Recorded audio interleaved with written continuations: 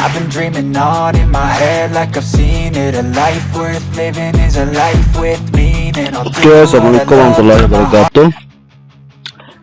Apa kabar? Jumpa lagi dengan channel Erdin Putra Fajar. Hari ini saya akan memberikan tutorial bagaimana menyusun modul ajar. Di sini saya sudah siapkan LK yang berkaitan dengan modul ajar.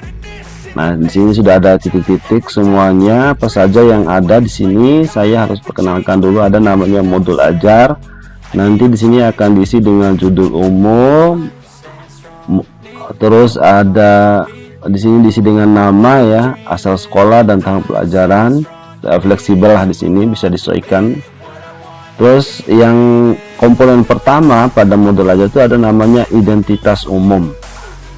Identitas umum itu yang pertama ada identitas tentang jenjang sekolahnya apakah TK, PAUD, SD, MI atau SMP, madrasah, sanawiyah atau SMA, alia gitu. Nah, kelas disesuaikan, kelas berapa, alokasi waktunya berapa, menit, fasenya ya berapa, fase apa, domainnya itu bidang nama, bidang studinya apa, elemennya apa, itu ada di capaian pembelajaran nanti. CP ada kompetensi awal, profil pelajar Pancasila, sarana dan prasarana, target peserta didik, jumlah siswa, model pembelajaran, tujuan pembelajaran, pemahaman bermakna, sampai terakhirnya nanti adalah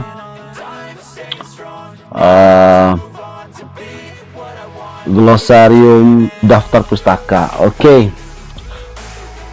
Bapak Ibu semuanya, pertama yang harus kita lakukan adalah saya akan memperkenalkan kepada teman-teman semuanya. Di sini saya sudah buatkan contoh modul ajar yang sudah jadi.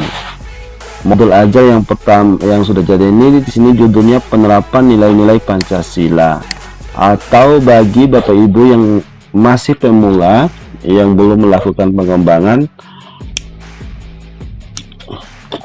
bisa mengambil judulnya di buku guru ya. Di sini Pancasila sebagai nilai kehidupan, unit satunya bisa diklik, di copy di sini, dibawa langsung ke modul aja, tinggal di sini ya. Pancasila sebagai apa tadi tuh? Pancasila sebagai nilai kehidupan. Oke, lalu tulis namanya siapa, saya Erdin, terus SDN-nya ya, nama sekolahnya, dan seterusnya. Setelah itu kita isi identitas umum yang tadi. Di sini kan kosong jenjangnya. Nah, sekarang kita isi di sini jenjang sekolahnya, sekolah dasar, kelasnya 4A, alokasi waktunya 4 kali 35 menit. Nah, atau 4 jam pelajaran. Jadi tiap 1 jam pelajaran itu ada 35 menit. Ini adalah contoh. Sebenarnya alokasi waktunya ini kalau seandainya Bapak Ibu membuat modul ajar ini per bab, maka dihitung berapa kali pertemuan dari hasil analisis hari belajar efektif yang telah di analisis oleh Bapak Ibu guru. Kemudian fasenya, karena ini kelas 4, dia berada di fase B. Kalau kelas 1-2 kan ada di fase A. Domainnya PPKN, elemennya Pancasila. Dimanakah kita dapat melihat elemen CP ini? Kita lihatnya di capaian pembelajaran Bapak Ibu. Contoh capaian pembelajaran saya lihat di sini. Oh, mana nih capaian pembelajarannya? Kita lihat di materi sini ada capaian pembelajaran sini. Kita buka di capaian pembelajaran PPKN ya. Kita langsung scroll ke sini ya. Ini kalau kelas 3 dan 4 fase B. Ya, capaiannya ini kan Pancasila, ini kan nama elemennya Pancasila. Capaiannya semua hal ini kita copy lalu kita bawakan ke modul ajarnya. Di sini ini capaian tadi yang sudah dibawa ke sini. Oke, berikutnya ada namanya komponen kompetensi awal pada modul ajar itu. Apa maksud dari komponen kompetensi awal? Di sini ada uraian materinya, kita buka di komponen modul ya. Kita lihat di komponen kompetensi awal itu apa yang diharapkan dari kurikulum yang baru sekarang, kurikulum Merdeka ya. Sarana prasarana, profil ya. Komponen kompetensi awal ini adalah pengetahuan dan atau keterampilan yang perlu dimiliki siswa sebelum mempelajari topik tertentu. Kompetensi awal merupakan ukuran seberapa dalam modul ajar itu yang akan dirancang oleh Bapak dan Ibu. Oke. Nah, untuk mendapatkan gambaran kompetensi awal ini kita harus memahami materi yang akan kita ajarkan kepada anak-anak, sehingga kita dapat menggali pengetahuan awal dari peserta didik dan kita tuangkan dalam bentuk narasi seperti ini. Kemudian masuk ke profil pelajar Pancasila. Dari materi ini, profil pelajar Pancasila apa saja yang akan diharapkan ada di akhir kegiatan pembelajaran pada materi ini. Nah, sesuai dengan penjelasan di sini, jadi profil pelajar Pancasila itu merupakan tujuan akhir dari suatu kegiatan pembelajaran, gitu kan? Bagaimana saya katakan tadi bahwa profil pelajar Pancasila yang kita masukkan itu sebagai harapan akhir dari pembelajaran itu, profil pelajar Pancasila apa yang muncul yang terdekat pada diri anak-anak. Dalam modul pembelajaran itu kan profil pelajar Pancasila tidak perlu mencantumkan seluruhnya, namun dipilih bisa 1, bisa 2, bisa 3, atau bisa 4, tergantung dari konten atau materinya yang ada. Nah, untuk profil pelajar Pancasila juga dapat tercermin dalam konten, jadi dalam materi atau dalam strategi pembelajaran atau dalam metode pembelajaran yang kita gunakan nanti gitu. Jadi dia include di dalamnya itu. Oke. Ini muatan profil Pancasilanya. Nanti setelah di sini saya mau ngambil 3 profil Pancasila yang akan saya gunakan pada kegiatan pembelajaran ini.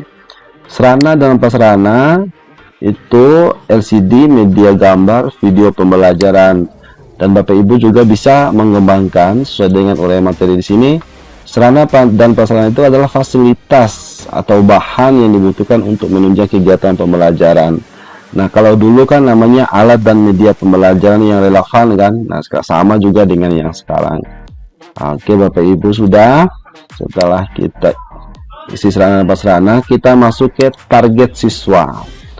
Target siswa ini Bapak Ibu, kita lihat di target siswa penjelasannya dulu ya. Saya perkecil.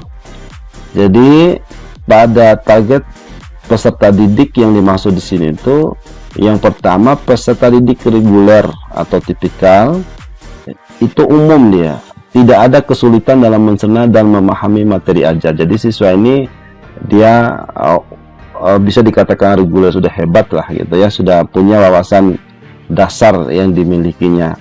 Terus yang kedua, peserta didik dengan kesulitan belajar, dia memiliki gaya belajar yang terbatas, hanya satu gaya, misalnya audio ya saja yang dia miliki, atau memiliki kesulitan dengan bahasa dan pemahaman materi ajar, kurang percaya diri, kurang bisa konsentrasi dalam waktu yang panjang dan sebagainya. Nah, di sini kalau di kelas saya, setelah saya melakukan analisa gaya belajar dan pemetaan kognitif, maka siswa saya terpetakan seperti ini ya. Visual, ada yang visual 18 orang, yang auditori 5 orang, yang kinestetik 14 orang. Nah, untuk pemetaan kognitif siswanya dari hasil numerasi dan literasi itu yang mahir 18 orang, standar itu 19 orang, sementara yang perlu intervensi dan cakap tidak ada, alhamdulillah ya. Nah, sementara kalau literasi itu yang mahir 5 orang, yang cakapnya 18 orang, yang standar 12 orang, yang perlu intervensi ada 1 orang. Dimanakah kita dapat mengambil data pemetaan kognitif literasi dan numerasi ini? Ini kita bisa memanfaatkan asesmen diagnostik kognitif ya di awal bab atau di awal semester dan sebagainya. Lalu kita analisa. Jumlah siswa ini adalah pengembangan ya. Jumlah siswanya 25. Oh, ini jumlah siswanya bukan 25 ya, tapi adalah 37 siswa. Oke, 37 siswa.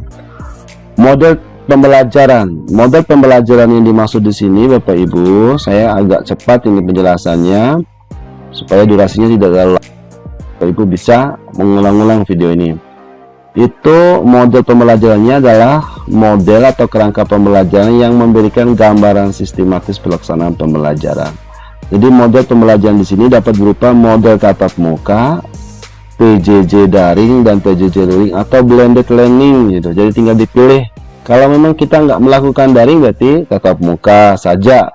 Kalau tidak tatap muka tidak daring berarti pembelajaran jauh-jauh luring gitu. Atau blended learning ya. Jadi kalau memang kita ambil blended learning ya nanti dimasukkan di sana blended learning, tapi saya kan tatap muka gitu. Jadi sehingga saya di sini masukin tatap muka. Pada komponen yang ke B di modul ajar ada namanya kompetensi inti. Nah, kita lihat format yang di sini Bapak Ibu ya. Nah, di kompetensi ini yang pertama adalah tujuan pembelajaran. Tujuan pembelajaran dapat kita ambil di buku guru ya. Bagi Bapak Ibu yang belum melakukan pengembangan dapat diambil di buku guru. Nah, contoh di buku guru tuh di sini ya. Buku guru PPKN. Oke. Di sini ya, ini tujuan pembelajarannya. Jadi dapat memahami nilai-nilai Pancasila serta proses perumusannya sebagai dasar negara, pandangan hidup bangsa dan ideologi negara. Ya. Oke, tinggal diambil saja. Terus pemahaman bermakna. Pemahaman bermakna ini kalau kita merujuk kepada penjelasannya ya, adalah pemahaman atau informasi tentang manfaat yang akan peserta didik peroleh setelah mengikuti proses pembelajaran. Manfaat tersebut nanti dapat peserta didik terapkan dalam kehidupan sehari-hari.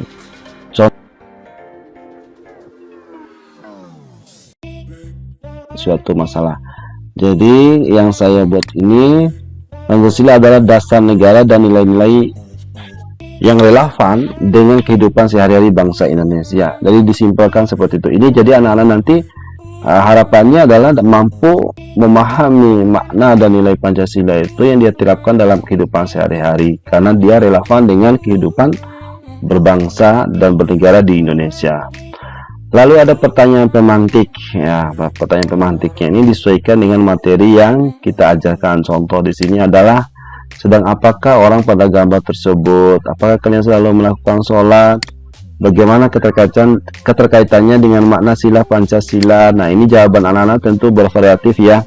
Kalau dia sudah memiliki dasar pengetahuan pada materi ini, maka dia akan menjawab dengan baik gitu. Nah, ini hanyalah untuk memantik saja anak-anak supaya lebih memiliki rasa ingin tahu yang tinggi terhadap pembelajaran yang dilakukan. Nah, kemudian komponen berikutnya ada kegiatan inti. Nah, kegiatan inti ini di sini ada komponen pendahuluan, inti, dan penutup sama seperti kegiatan yang lainnya. Sama seperti RPP ya. Di RPP kan Bapak Ibu sudah seringlah membuat seperti ini. Nah, tapi untuk lebih mudahnya, kalau seandainya Bapak Ibu belum punya gambaran untuk mendesain ini, saya dapat memberikan contoh yang mudah, tapi ini sebagai langkah awal saja ya. Di buku guru itu sudah ada ya. Ini langkah-langkah pembelajaran persiapan mengajar. Kita ambilnya di kegiatan pembuka. Nah, ini sini bisa langsung di copy dibawa ke kegiatan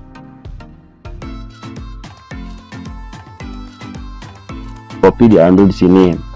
Itu sebelum itu kalau Bapak Ibu belum mau melakukan pengembangan karena Bapak Ibu kan berada di sekolah implementasi kurikulum merdeka secara mandiri berubah gitu. Jadi semuanya dapat diakses di platform Merdeka Mengajar. Nah, di buku gurunya sudah ada, nanti kedepannya bisa dilakukan pengembangan. Kalau saya kan sudah melakukan pengembangan gitu, karena kita berada di sekolah penggerak. Oke. Nah, kegiatan inti di sini di buku guru kan ada nih. Nah, peserta ini dikelompokkan ke dalam beberapa kelompok yang terdiri atas 3 sampai 5 orang. Nah, semuanya sudah ada, tinggal Bapak Ibu copy paste dan mengikuti langkah-langkah kegiatan yang sudah disusun di modul ajar, di buku guru ya, di buku pegangan guru sudah ada. Nah, atau di sini juga ada kegiatannya ya, kegiatan inti. Nah, nanti Bapak Ibu bisa pilih saja di sini, di copy, dipastekan ke file modul ajar di sini ya. Nah, di sini kan ada banyak pertemuan nih kalau di buku guru. Bahkan di sini sudah ada lembar kerja peserta didik. Nah, tinggal bagaimana Bapak Ibu mengambil. Di sini ada rubriknya sudah ada. Kalau mau langsung menggunakan ini silakan, bisa digunakan secara langsung. Nah, nanti kedepannya bisa melakukan pengembangan. Pertanyaan-pertanyaannya juga sudah ada di buku guru. Nah, namun di modul aja yang saya buat ini sudah dilakukan pengembangan, sehingga agak berbeda dengan langkah-langkah kegiatan yang ada di buku guru. Berikutnya kita masuk setelah kegiatan inti penutup, masuk ke asesmen. Asesmen ini kan buat tadi ya di kegiatan BIMTEK-nya, tinggal di copy, dipaste di sini Bapak Ibu. Asesmen yang telah Bapak Ibu buat itu di copy dan dipastekan di sini ya. Ini contoh asesmen yang saya buat. Kognitifnya ya, yang non kognitifnya seperti ini pertanyaannya, yang kognitifnya seperti ini juga pertanyaannya ya. Oke, Bapak Ibu nanti bisa lihat ya, ini sikap rubrik penilaian kinerjanya yang sudah saya buat.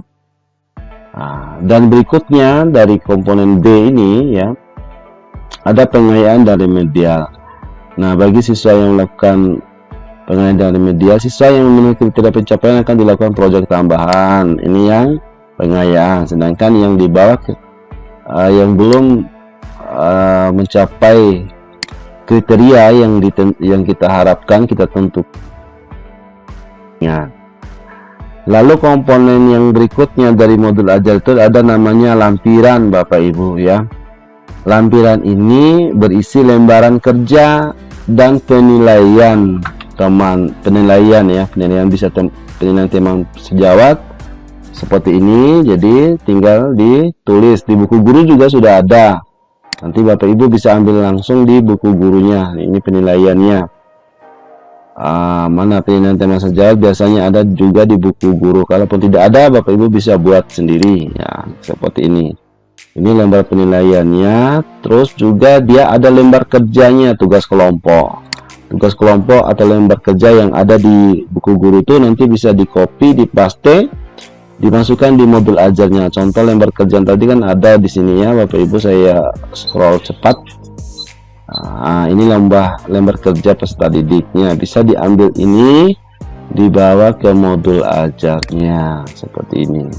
Nah, tapi ini kan sudah dilakukan pengembangan, dan di lembar kerja itu harus dilengkapi dengan kunci jawaban dan skor Bapak Ibu. Ini lembar tugas individu, yang tadi lembar tugas kelompok, harus komplit ya. Nah, individu seperti ini lengkap dengan kunci jawaban dan juga skor Bapak Ibu ya. Bahan bacaan gurunya. Nah, bahan bacaan guru dan peserta didik ini Bapak Ibu diambilnya di mana gitu kan. Saya kan belum bisa menuliskannya. Sekarang kan gampang Bapak Ibu, tinggal search di Google ya, diambil oleh kita bisa copy dan paste di sini. Tetapi ingat, harus karya orang lain. Ini adalah hasil tulisan orang lain. Bahan bacaan guru ini saya copy di internet, dan kita harus mengakuinya. Bagaimana cara kita mengakuinya? Kita menuliskan karya orang ini, kita ambil di mana. Kalau ambil di internet, maka kita akui kita ambil di internet, kita masukkan di daftar pustaka ya. Bisa saya ambil di Grace Eirin, dia menuliskan ini pada tanggal Selasa, pada hari Selasa tanggal 9 November 2021 pukul 10.30 WIB. Diakses dari ini linknya pada tanggal 23 Agustus 2020 yang lalu ya, oleh saya diambilnya, saya mengambilnya. Oke. Dan terakhir dari komponen modul ajar ini ada namanya glossarium. Nah, glossarium ini ya tahulah Bapak Ibu, di buku-buku ensiklopedia itu kan biasanya ada glossariumnya. Ya, kata-kata sulit lah gitu ya.